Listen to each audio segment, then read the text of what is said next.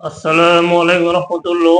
প্রিয় দর্শক, জানাজায় অংশগ্রহণকারীদের জন্য যে সুসংবাদ দিলেন নবীজি সাল্লাল্লাহু আলাইহি ওয়াসাল্লাম। পৃথিবীর কুলে জন্ম নিলে একদিন মারা যেতে হবে। মায়াঘেরা দুনিয়ার রূপ রং ছেড়ে না ফেরা দেশে পাড়ি জমাতে হবে। রব্বুল আলামিনের মহাগ্রন্থ আল কোরআনে ইরশাদ করেন, প্রত্যেক প্রাণীকে মৃত্যুর স্বাদ গ্রহণ করতে হবে এবং তোমরা নিজ নিজ কাজের প্রতিফল সম্পূর্ণভাবে কিয়ামতের দিন পাবে। সূরা আল ইমরান 185, সূরা আনকাবুত 57। মৃত্যুর পর পরকালীন জীবনের প্রথম মঞ্জিল হচ্ছে কবর। যারা এই মঞ্জিল থেকে সহজে মুক্তি পাবেন তাদের বাকি মঞ্জিলগুলো সহজ ও আরামদায়ক হবে, আর যারা এই মঞ্জিলে শাস্তি পাবেন তাদের পরবর্তী মঞ্জিলগুলো আরো ভয়ঙ্কর হবে। হাদিসে এসেছে, কেউ মৃত্যুবরণ করলে দ্রুত তার গোসল, কাফন, জানাজা ও দাফনের কাজ যত সম্পন্ন করা উচিত। আবু হুরায়রা রাদিয়াল্লাহু থেকে বর্ণিত, রাসূলুল্লাহ সাল্লাল্লাহু আলাইহি ওয়াসাল্লাম বলেছেন, তোমরা মৃত ব্যক্তিকে তাড়াতাড়ি দাফন করবে।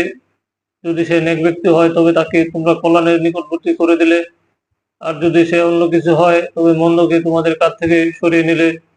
বুখারী 1315। শরীয়তের পরিভাষায় জানাজা নামাজ হলো মৃত ব্যক্তির জন্য দোয়া। এটা নামাজের আকারে করা হয়। মৃত মুসলমানকে কবর দেওয়ার পূর্বে এই নামাজ আদায় করা হয়। মুসলিম কোনো ব্যক্তি ইন্তেকাল করলে মুসলমানের জন্য এই নামাজ আদায় করা ফরজে কিফায়া, অর্থাৎ কেউ মারা গেলে মহল্লার অল্প সংখ্যক লোক জানাজা নামাজ আদায় করলে বাকিরা দায়মুক্ত হয়ে যাবে।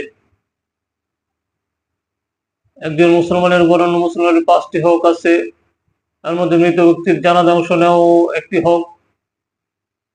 হযরত আবু হুরায়রা রাদিয়াল্লাহু থেকে বর্ণিত, তিনি বলেন, রাসূলুল্লাহ সাল্লাল্লাহু আলাইহি ওয়াসাল্লাম বলেছেন, এক মুসলমানের অধিকার অন্য মুসলমানের উপর 5টি: সালামের জবাব দেওয়া, রোগীকে দেখতে যাওয়া, জানাজার সঙ্গে যাওয়া, দাওয়াত কবুল করা এবং হাজি দিলে তার জবাব দেওয়া। রিয়াদুস সালিহিন 900। জানাজায় অংশগ্রহণের ফজিলত।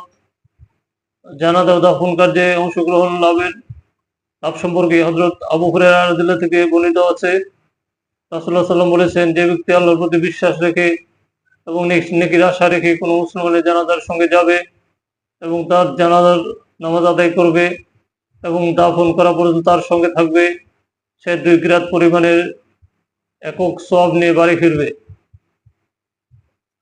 এবং 1 কিরাত উহুদ পাহাড়ের সমান।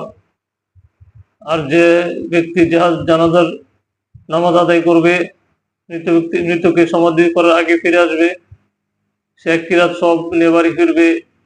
রিয়াদুস সালিহিন 935।